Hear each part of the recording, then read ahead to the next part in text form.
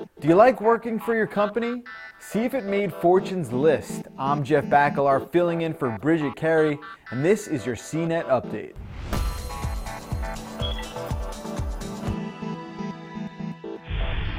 This week, Fortune debuted a list of the 100 best companies to work for. Google took the #1 spot while Microsoft checked in at number 75.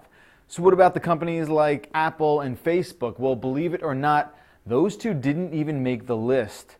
Wireless tech company Qualcomm took the 11th spot, while chip manufacturer Intel showed up at 68. For a full list of the 100 companies, head over to our show notes by following the URL at the end of the show. Details of a high-powered version of LG's Optimus G have apparently leaked online. A slide sent to Engadget teases a new LG phone with a 5-inch 1080p display, a 1.7 GHz quad-core processor, 13 megapixel rear camera, and 32 gigs of onboard storage. No word yet on which carriers will support the LTE phone. A no competition conspiracy has accused major companies like Google, Apple, and more of being part of a plan to keep salaries artificially low.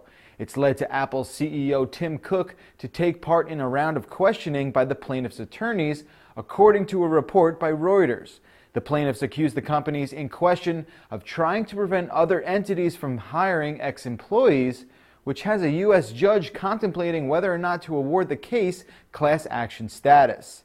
It seems Nokia has finally found some use for 3D printers. Today, the company announced it will be releasing 3D templates and specs of cases for the Lumia 820 phone.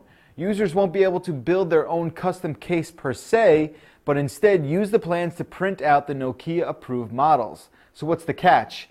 Well, they're going to have to find access to their own 3D printer. And finally, Apple has asked Sharp to cut the production of the 9.7-inch iPad screen, leading many to wonder whether or not this is the work of the iPad mini and its skyrocketing popularity. Sharp's iPad screen production has fallen to a minimal level, says Reuters, but whether or not the shift to the mini is hurting Apple is still unclear. But one thing is for sure, though, it's certainly helping Apple's tablet market dominance. That's your tech news update. You can get links to all of the stories I mentioned here at our blog, cnet.com/update. From our studios here in New York, I'm Jeff Bacalar.